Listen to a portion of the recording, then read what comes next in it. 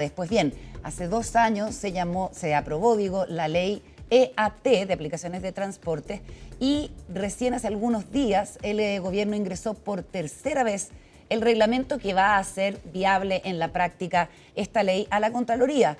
Estamos con Federico Prada, que es gerente general de Uber en Chile, que se oponen a este nuevo reglamento y han ingresado un escrito o van a ingresar un escrito a la Contraloría, ¿cierto? Federico, ¿cómo estás? Buenos días. Muy buenos días, Carolina. ¿Qué tal? ¿Cómo Sebastián. estás? Muy Gracias por acompañarnos. ¿Cuál es el trámite que ustedes piensan hacer? No sé si ya lo hicieron, si ya lo ingresaron y qué es el, digamos, el centro de su argumento. Sí, en primer lugar quería refrendar algo que hemos dicho en otras situaciones y en otras ocasiones, que nosotros no nos oponemos a la regulación. La ley que está aprobada desde el año 2023, nosotros creemos que está bien tener este marco normativo en donde tengamos que regular algo que hoy en día es parte de la movilidad de todas las ciudades. Nosotros estamos presentes en el 100% del territorio nacional, lo único donde no estamos es en Isla Pascua. Es parte de la movilidad de las personas, genera impactos económicos tremendos desde un punto de vista para más de 100.000 familias que tienen como principal fuente de ingreso o de manera complementaria el uso de las aplicaciones. ¿100.000 familias en Uber o en general en todas las aplicaciones? Todas las estima según las cifras que queramos ver, pero David Bravo en algunas entrevistas durante este año y el año pasado ha estimado más de 100.000 familias que se ven directamente afectadas. Entonces, entendiendo que nosotros estamos muy pro y a favor de una regulación, como bien dijiste, Carolina, el reglamento viene a hacer esta bajada, esta especificación, este doble clic a lo que la norma mandata. Ya, ¿y qué es lo que no les gusta? Más que lo que no nos gusta, creemos que hay ciertos aspectos técnicos que no van acorde al espíritu de la reglamentación.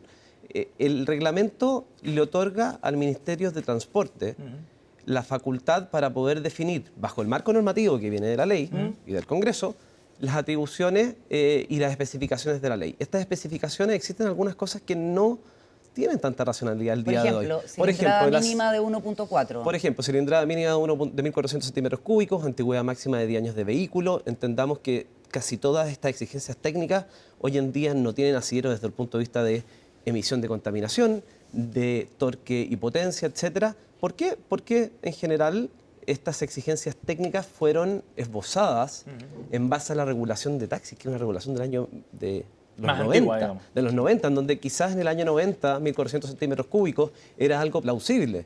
Pero hoy en día nos encontramos un variopinto de vehículos con motores menores a 1.400 centímetros cúbicos que son más contaminantes, son mucho más eficientes desde el punto de vista energético, son mucho más seguros desde el punto de vista de prestaciones de airbags, de cierre centralizado, etc. ¿Y qué consecuencias tiene entonces el que se limite a estas características del parque vehicular que puede andar o utilizar este tipo de aplicaciones? Si nosotros sumamos preliminarmente la exigencia de un piso mínimo de 1.400 centímetros cúbicos con la antigüedad máxima de vehículos de 10 años, el impacto, en primer lugar, es cerca del 35% de los ciclos conductores que quedan fuera. 35% de los que hoy día están en Uber. De hoy en día están en Uber. Se estima sobre el 40% a nivel industria y lo que había dicho en un comienzo, o sea, sobre 40.000 familias, personas que quedan sin posibilidad de generar ingresos a través de estas aplicaciones. Y esto es solo en un primer término. Recordemos que 12 meses después de entrar en vigencia la ley, que este hito lo marca la publicación en el diario oficial que hoy en día estamos esperando, entra en vigencia una segunda, por así denominarlo, fricción o algo así, que es el tema de la licencia profesional. Hoy en día estamos recién resolviendo el tema de la licencia atrasada desde el COVID.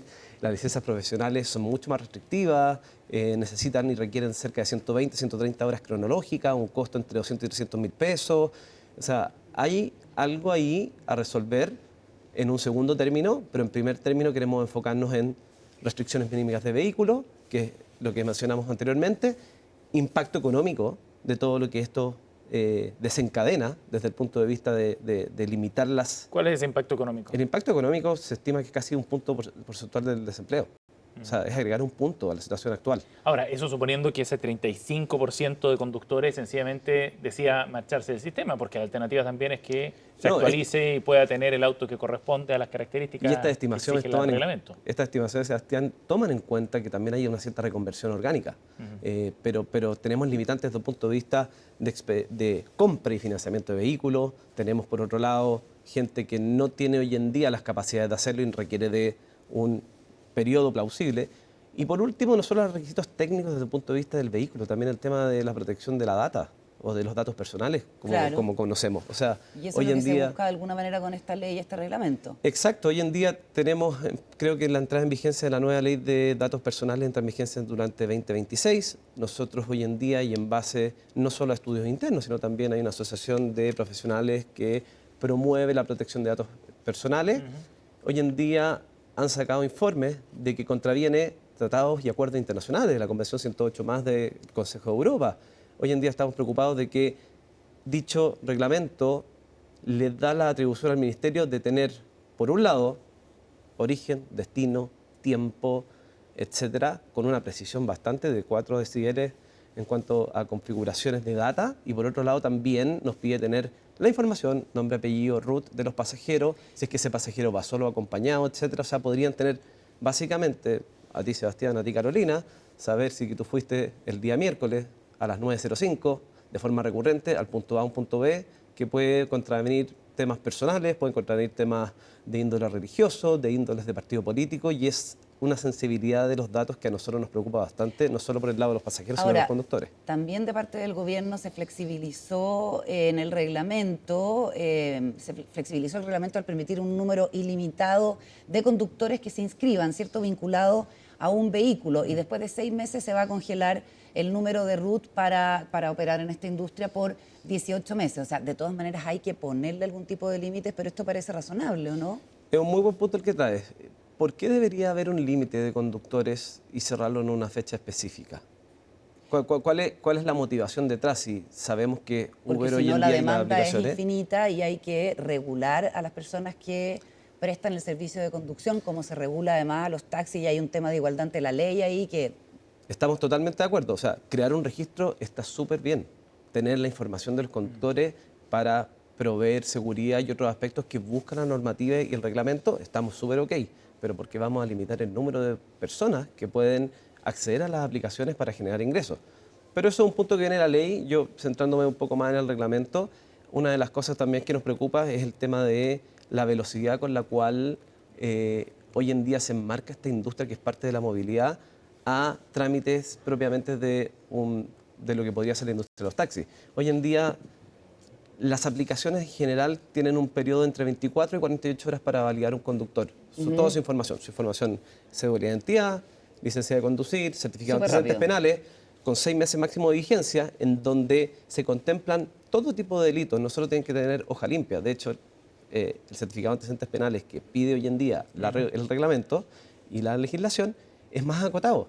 De hecho, podría haber un conductor que está calificado por un delito de homicidio, por ejemplo, o por fraude, que podría pasar y ser permitido como conductor bajo la nueva reglamentación. Nosotros, en particular en Uber, pedimos un certificado de antecedentes penales con 6 meses de vigencia, pero totalmente limpio.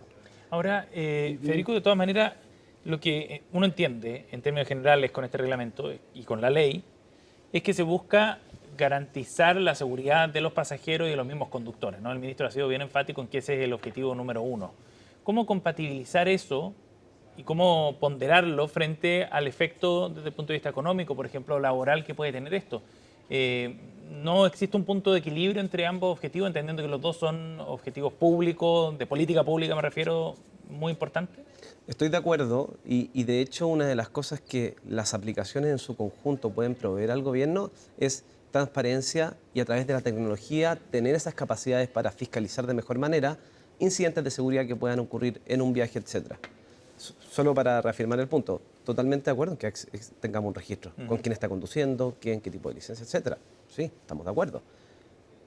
¿Cuántos datos es público o no? Otro tema de debatir. Sí. Pero desde el punto de vista de la seguridad netamente, nosotros tenemos hoy en día desplegado en todos nuestros viajes seguridad desde el punto de vista tú puedes compartir con algún ser querido tu ubicación en la ruta. Tú puedes tener un código PIN para asegurarte que el conductor que te está yendo a buscar es el mismo. Nosotros tenemos selfies de manera aleatoria a conductores y a pasajeros para verificar que quien está manejando es realmente la persona que está registrada en la aplicación. Y todo este abanico de tecnología son cosas que nosotros hemos visibilizado a las entidades gubernamentales para propender a una mayor seguridad dentro del ecosistema. Es que a lo que apuntaba es que ustedes dicen, mira, el 35% de nuestros socios que quedarían fuera y eso va a generar un efecto en el empleo.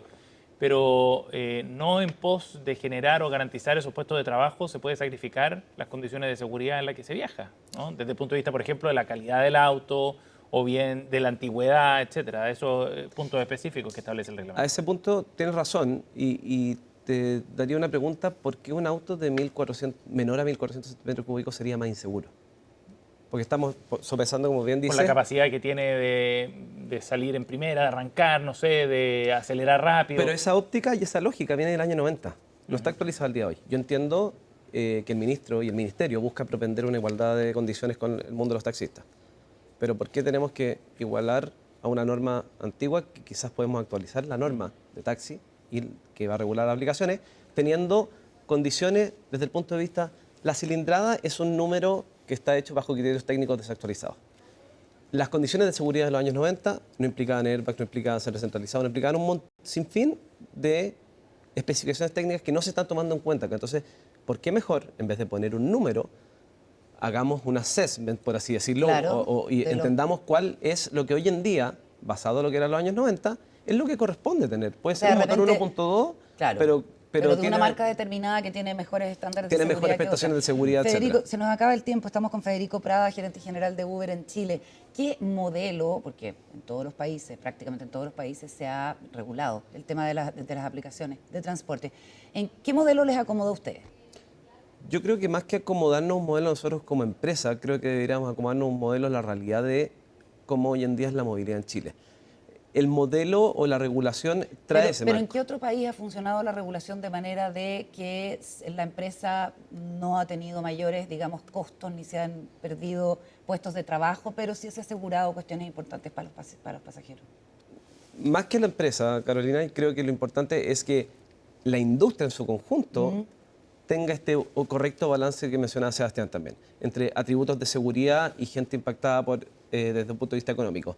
Nosotros hoy en día, centrados en base a tu pregunta, hoy en día creemos que los aspectos técnicos desde el punto de vista de la tipificación del vehículo no hace mucho sentido, podría actualizarse y hacer que ese impacto sea mucho menor, conservándole esos estándares de seguridad que debe definirlo, obviamente, el ministerio y no nosotros como empresa. Y por otro lado, proteger la data y todo eso. Todo esto en pos del bien principal. Nosotros estamos preocupados por la movilidad del país, estamos profundamente preocupados por el acceso a la data de las entidades que van a utilizarlo y también de la generación de oportunidades económicas que hoy en día más de 40.000 familias dependen de esto. Federico, ¿la visión del ministerio entonces en ese sentido crees tú que es obsoleta? Creo que sí, creo que es obsoleta, creo que tenemos todavía instancias para poder reunirnos y escucharnos a dos bandos, desde ellos hacia nosotros y nosotros hacia ellos, para poder tener la regulación que haga sentido al día de hoy y que haga sentido al contexto actual. Nosotros siempre dispuestos a conversar con ellos, dejemos y fijemos un piso regulatorio que sea acorde a lo que es de hoy en día y no nos adecuemos a algo que está un poco obsoleto, como tú bien mencionas. Federico Prada, gerente general de Uber aquí en Chile, ha estado con nosotros en CNN Chile Radio. Gracias por haber venido al estudio. Gracias, Sebastián. Gracias, Carolina. Que esté muy bien. Muchas gracias, Federico. Muy buen día. Buenos días.